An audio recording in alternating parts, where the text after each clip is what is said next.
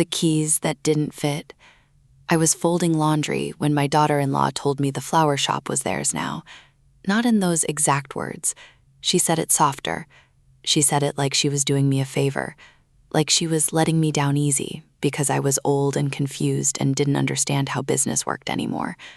The laundry was warm from the dryer. My hands were full of my dead husband's flannel shirts that I still couldn't bring myself to throw away.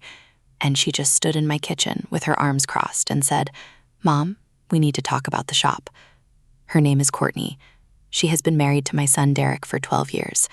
I watched her give birth to both of my granddaughters. I held her hand during the second one because Derek was stuck at work and Courtney's own mother lives in Arizona and doesn't visit. I was there. I was always there. That is what makes this so hard to explain to people who haven't lived through something like this.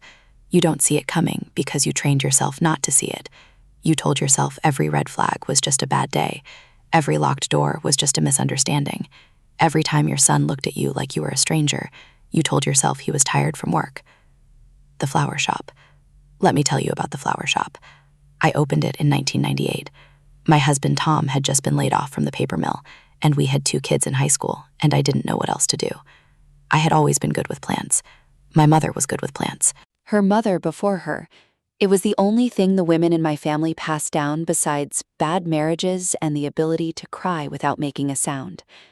I took a $5,000 loan from my father-in-law and rented a small storefront on Main Street in a town called Franklin.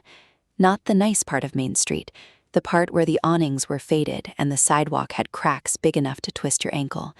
But I painted the walls yellow, I hung string lights, I learned how to arrange flowers from a book I bought at a garage sale for 50 cents, and I made it work. 26 years. That is how long I kept that shop open. Through the recession in 2008, when nobody had money for flowers, but somehow they still found money for funerals. Through the year, Tom got sick, and I ran the shop alone while also driving him to chemo. Through the year, he died, and I stood in the back room among the roses and the carnations, and I just kept cutting stems, because if I stopped, I would have collapsed. Through the years, my kids grew up and moved away, and I stayed right there, watering the hydrangeas and sweeping the floor, and writing little notes on the receipts thanking people for coming in. That shop was not a business. It was my life. It was the only thing I ever built that was completely mine. When I turned 65, my hands started hurting. Arthritis, the kind that settles into your knuckles and makes every small motion feel like broken glass. I couldn't hold the shears for more than an hour. I couldn't lift the heavy buckets of water. I couldn't stand on the concrete floor all day without my knees swelling up like grapefruits. I tried to keep going anyway, because that is what women like me do. We keep going until our bodies quit. But my body was quitting, so I called Derek. Derek is my oldest. He is 43 now. He has his father's jaw and his father's temper, and his father's ability to make you feel like you are invisible when he doesn't want to look at you. He works in commercial real estate. He drives a black truck that costs more than my first house. He married Courtney because she is beautiful and organized and ambitious in a way that makes people uncomfortable. I loved him the way you love your firstborn, fiercely, blindly, with a desperation that probably wasn't healthy, but felt like the only true thing in the world. I told him about my hands. I told him I couldn't run the shop alone anymore.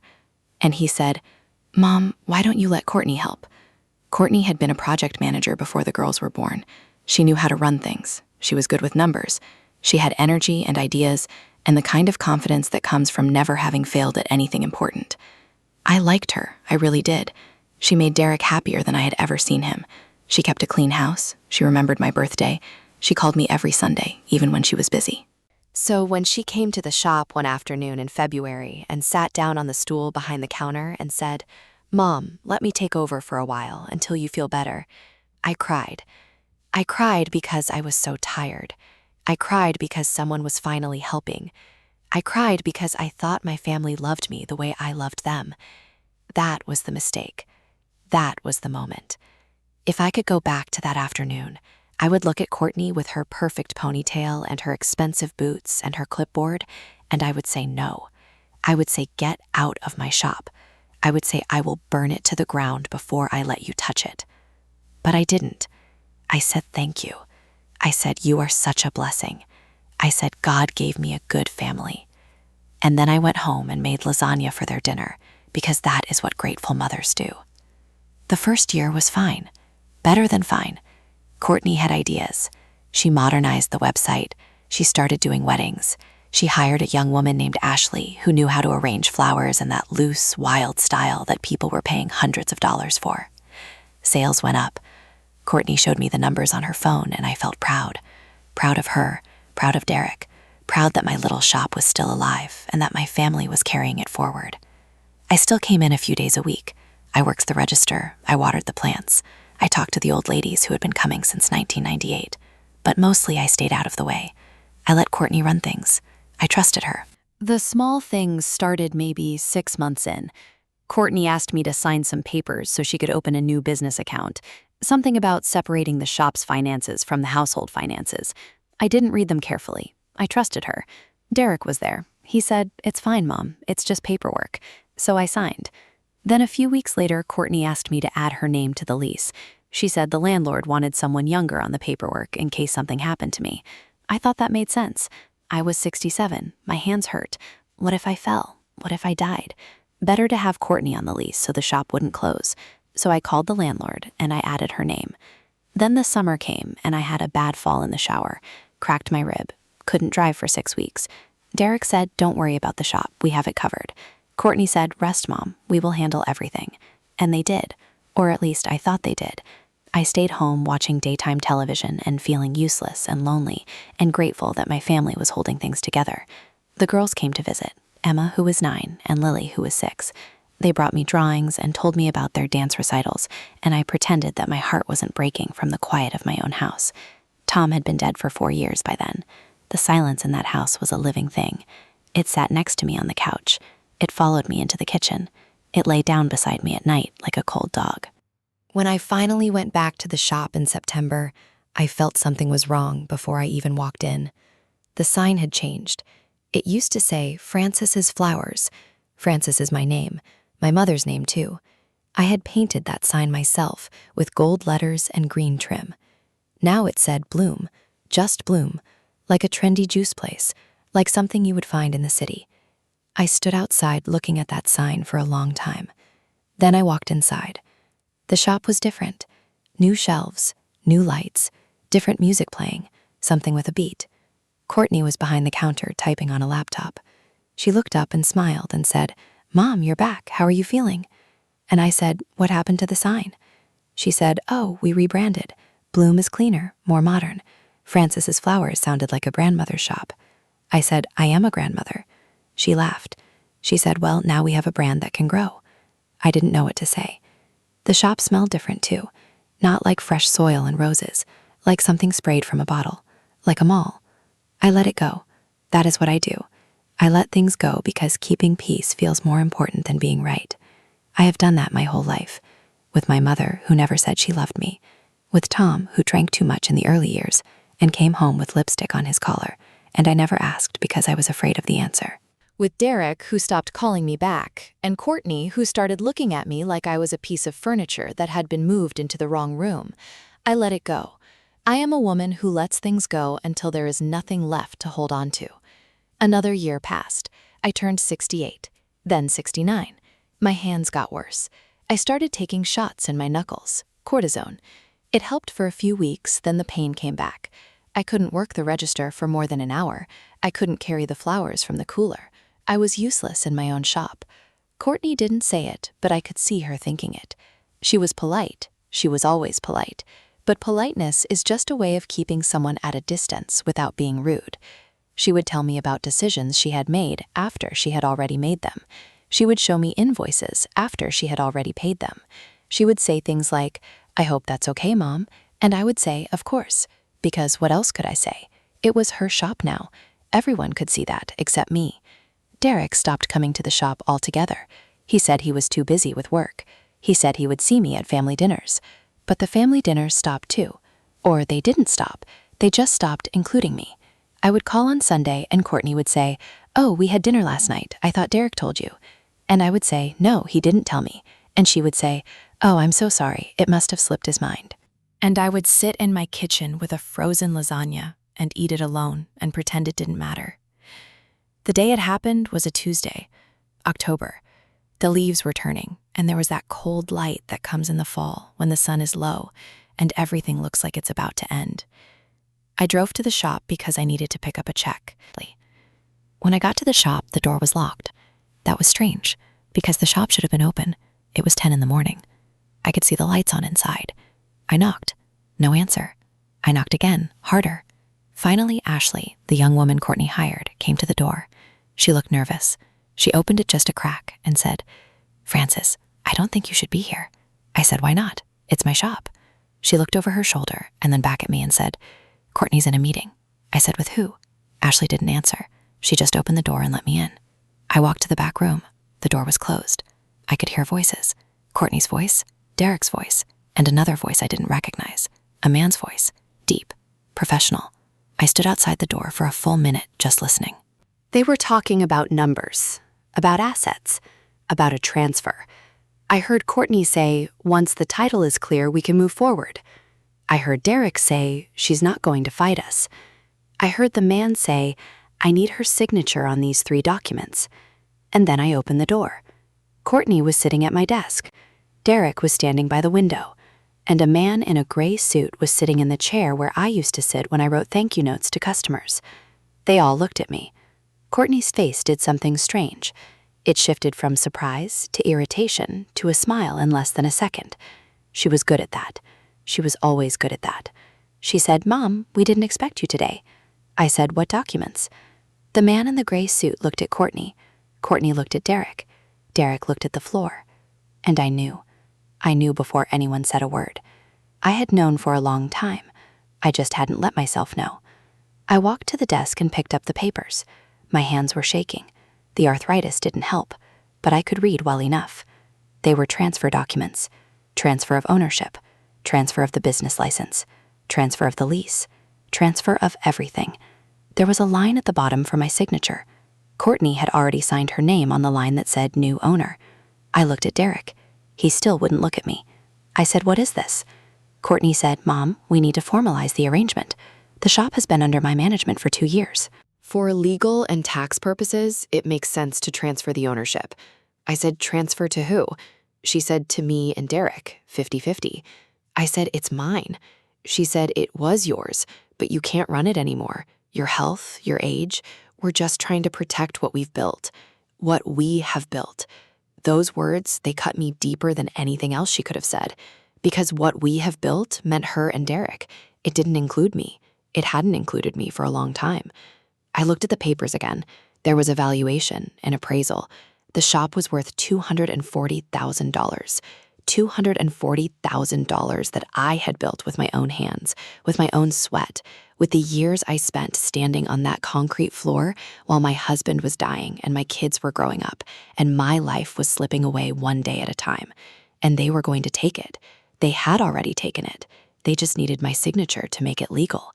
I said no. Courtney's smile flickered. She said, "Mom, be reasonable." I said no. I said it louder. I said, "You are not taking my shop." Derek finally looked at me. His eyes were hard. He looked like his father in that moment. The same cold distance, the same ability to make me feel small. He said, "Mom, you can't run it anymore. You can't even drive after dark. Your hands don't work. What are you going to do with a flower shop?" I said, "It's mine." He said, "It's ours. We put in 2 years of work. Courtney quit her job to run this place." We gave up our free time, our weekends, our vacations.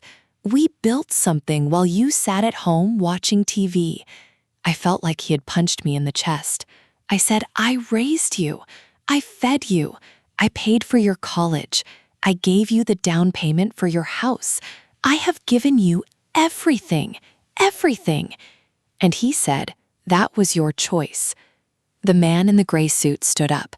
He said, "Maybe I should give you all some privacy." He picked up his briefcase and walked out. Courtney stood up too. She came around the desk and stood close to me. She was taller than me. She always had been. She looked down at me with something that wasn't quite cruelty, but wasn't kindness either. It was the look of someone who had already won and was just waiting for the other person to admit it. She said, "Frances, we don't want to fight you. We want to take care of you. This is for your own good." I said, "My own good?" She said, "The shop is too much for you. Let us handle it. We will make sure you have what you need. A small monthly amount, enough to live on. You don't have to worry about anything anymore." I said, "You want to put me in a corner and throw me crumbs?" She didn't deny it. She just said, "That's not fair." I left. I walked out of the shop and got in my car and drove. I didn't know where I was going. I just drove. Through the streets of Franklin, past the houses where my friends used to live, past the school where Derek learned to read, past the park where I used to push him on the swings and tell him he could be anything he wanted to be. I pulled into the cemetery where Tom is buried. I got out of the car and walked to his grave. The grass was wet. My shoes got soaked. I stood there looking at his name on the stone. Thomas Edward Harris, beloved husband and father. I said out loud, "You would not believe what your son just did to me." The wind blew. The leaves fell. No one answered. No one ever answers. I hired a lawyer. Her name is Margaret. She is 62 years old and she has been practicing family law for 35 years, and she has seen everything. She has the kind of face that doesn't flinch. When I told her what happened, she didn't look surprised. She just nodded and took notes and asked questions. "Did you sign anything?" "Yes." "Did you read it before you signed it?" "No." "Did anyone explain the documents to you?" "No." "Did you have your own legal representation during any of these transactions?" "No." She put down her pen and looked at me.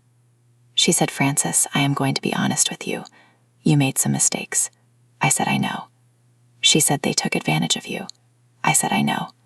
She said, "It happens every day. Older women, trusting their families, signing papers they don't understand. And then one day they wake up and everything is gone." I started to cry. Not pretty crying. The kind of crying where your whole face crumples and you can't breathe, and you make sounds you didn't know you could make. Margaret handed me a box of tissues and waited. She had probably done this 1,000 times. We fought. I want to make that clear. I didn't just roll over. I hired Margaret and we filed a lawsuit. We argued undue influence. We argued lack of capacity. We argued that Courtney and Derek had used my trust and my love and my desperation to steal what was mine. The case went on for 8 months. 8 months of depositions, 8 months of phone calls with Margaret, 8 months of lying awake at night staring at the ceiling and wondering how my life had become this. My friends stopped calling, not because they didn't care, but because they didn't know what to say. People don't know how to handle this kind of thing. It makes them uncomfortable. It makes them wonder if the same thing could happen to them. So they pull away. They send a text message, and then they disappear. I don't blame them. I really don't. I might have done the same thing before I lived through it. The worst part was the deposition with Derek. We sat in a conference room. Margaret asked him questions. Courtney was there. Their lawyer was there. A young man with expensive shoes and a smile that never reached his eyes. Derek answered everything. He said he was just trying to help me. He said I was confused about the business. He said I had been forgetful for years and he was concerned about my mental state. I almost laughed. I am not forgetful. I am 72 years old, and I still remember every flower order I ever took. I remember the names of every customer. I remember the day Derek got his first tooth, and the day he took his first step, and the day he told me he hated me because I wouldn't let him go to a party when he was 16. I remember everything. That is the problem. I remember too much. Courtney testified that she had put her own money into the shop, $30,000 for renovations and marketing and new equipment. She showed bank statements, she showed receipts. She said she had invested in the business and it was only fair that she get something in return.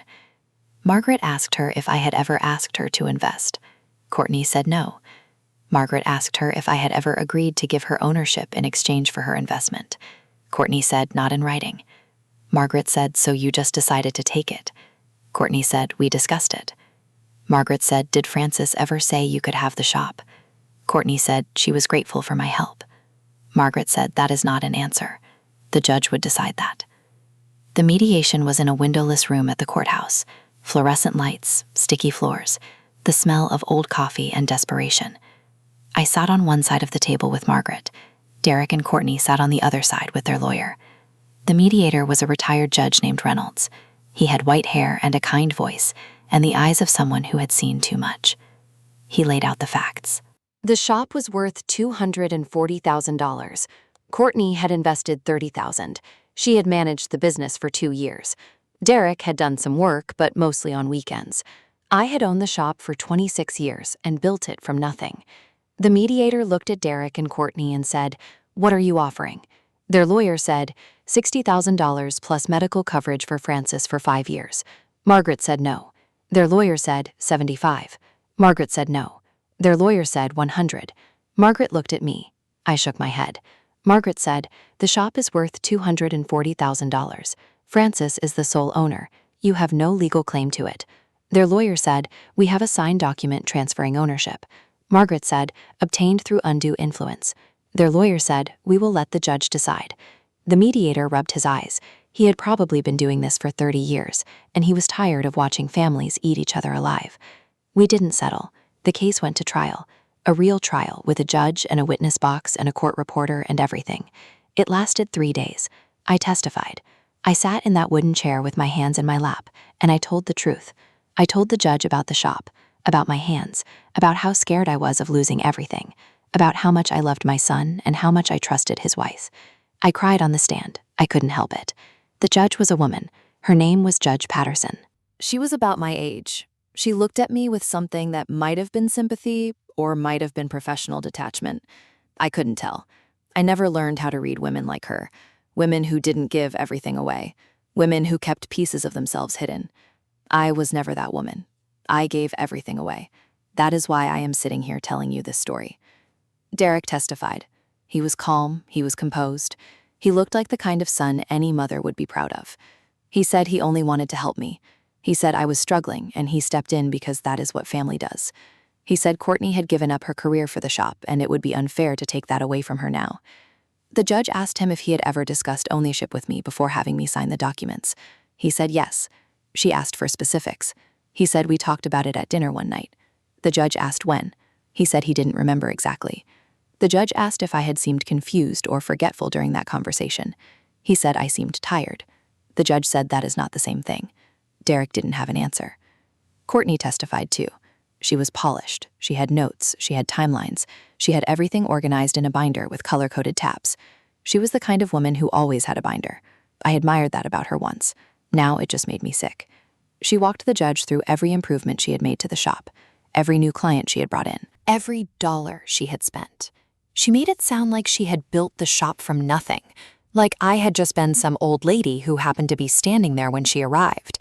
The judge asked her if she had ever discussed ownership with me before asking me to sign the lease. Courtney said we discussed it.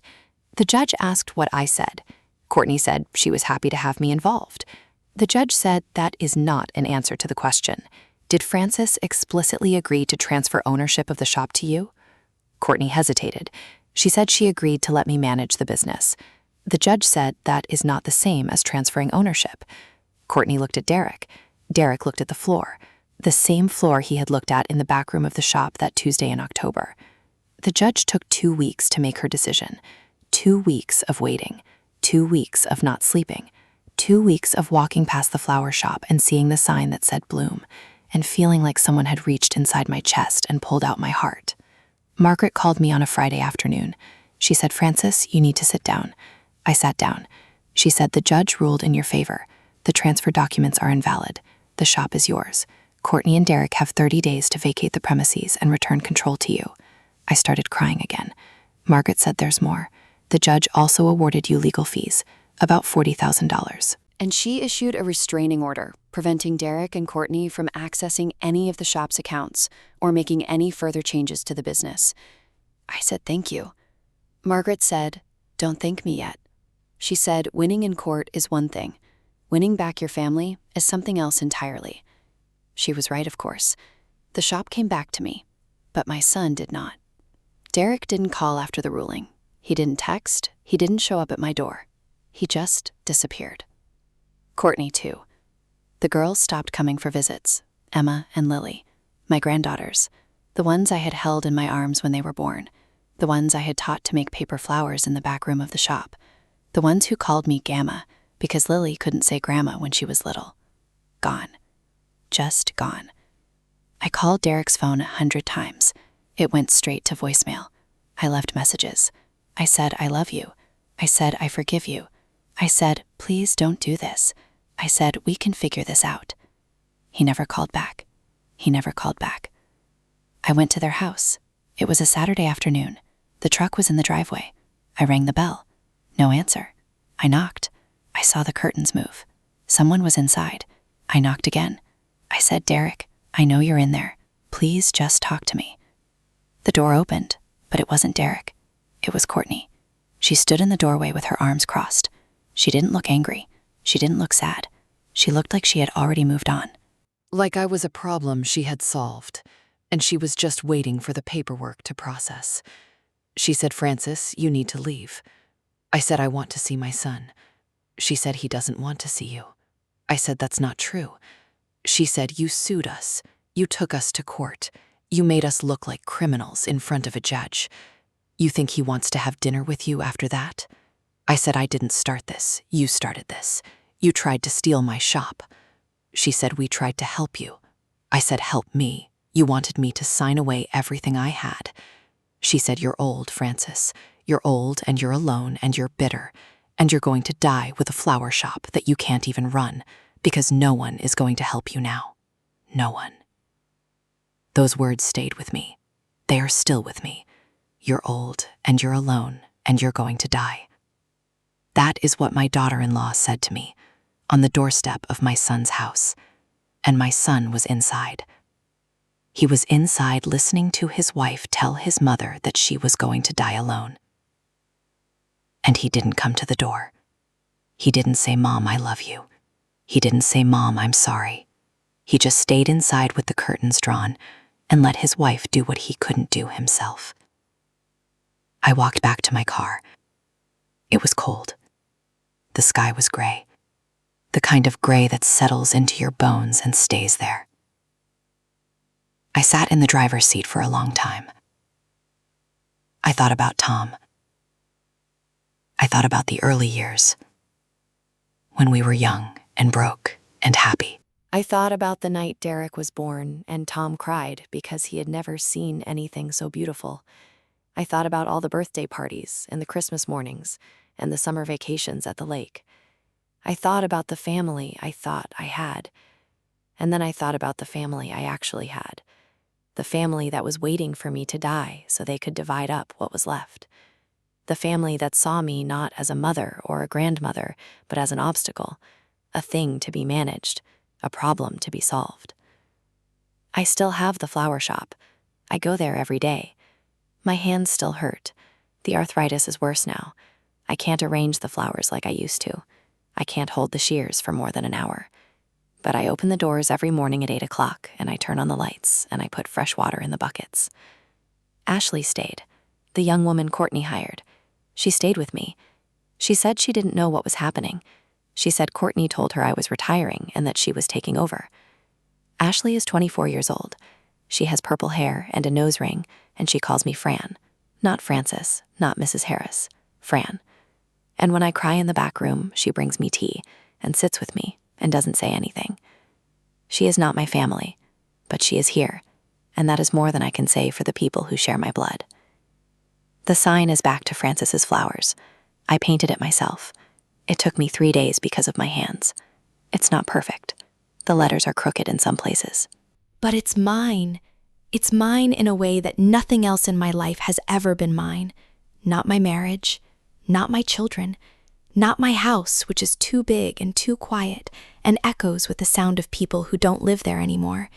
Just this shop, just these flowers, just this small yellow room where I have spent half my life cutting stems and tying ribbons and writing notes to people who are celebrating something or grieving something or trying to tell someone they are loved. Derek called me once. It was Christmas Eve. I saw his name on my phone and my heart stopped. I answered. He said, Mom. Just that. Mom. I said, I'm here. He said, we're coming for dinner. Courtney and the girls. We want to see you. I said, okay. I said, I'll cook. I said, I'll make the lasagna you used to like. He said, okay. And then he hung up. I spent the whole day cooking. I cleaned the house. I set the table with the good china. I put flowers on the table, flowers from the shop. I wore Tom's favorite sweater because I wanted Derek to see it and remember his father and remember that we were a family once. I waited. 5 o'clock came, 6 o'clock, 7 o'clock. I called Derek's phone. It went straight to voicemail. I called Courtney's phone. It rang and went to voicemail. I sat at the table with the lasagna and the flowers and the good china, and I waited until midnight. They never came. They never called. They never explained. That was 2 years ago. I am 72 now. I will be 73 in March. I still go to the shop every day. I still put fresh water in the buckets. I still talk to the old ladies who have been coming since 1998. Some of them know what happened. Some of them don't. I don't talk about it much. What's the point? The people who hurt you don't want to hear about your pain, and the people who love you already know. I see Derek sometimes, in the grocery store, at the gas station. He looks right through me, like I am a stranger, like I am not the woman who held him when he was afraid, who stayed up with him when he was sick, who worked double shifts so he could play hockey, who loved him more than she loved herself. He looks at me, and he turns away. And I look at him, and I see his father. I see Tom. I see the man I loved who never really loved me back. And I wonder if that is what I passed on. Not flowers, not strength, not resilience, just the ability to choose people who will eventually walk away. Courtney runs a boutique now, in the same town, on the same street, 3 blocks from my shop. I walked past it once. It's one of those places that sells candles and throw pillows and things nobody needs. The sign says, The Hearth. I don't know what that means. I stood outside looking at the window display for a long time. She was inside. She saw me. She didn't wave. She didn't smile. She just turned around and walked to the back of the store, like I was a customer she didn't want to help, like I was nobody. I think about the keys sometimes, the keys to the shop. Courtney gave them back after the trial. She put them in an envelope and mailed them to Margaret. Margaret handed them to me in her office. There were 3 keys on a silver ring, one for the front door, one for the back door, one for the office. I held them in my hand and they felt heavy, heavier than they should have. Because they weren't just keys. They were everything I had fought for, everything I had lost, everything I had kept. I sleep in Tom's side of the bed now, not because I miss him. I do miss him, but not the way I thought I would. I sleep on his side because it's closer to the window, and I like to see the moon before I close my eyes. The moon is the same tonight as it was when I was a girl, when I believed in things, when I thought love was enough, when I thought family was a word that meant something permanent. I know better now, but I still go to the shop every morning. I still turn on the lights. I still put fresh water in the buckets. And when someone comes in and says they need flowers for their mother, I help them. I help them choose the right ones, the ones that say I love you, the ones that say I'm sorry, the ones that say I remember. And I don't tell them that sometimes love isn't enough, that sometimes the people you give everything to will take it all and still walk away. I just hand them the flowers and take their money and say, have a nice day, because that is what you do. That is what you have to do. You keep going, even when there is no one left to go with you.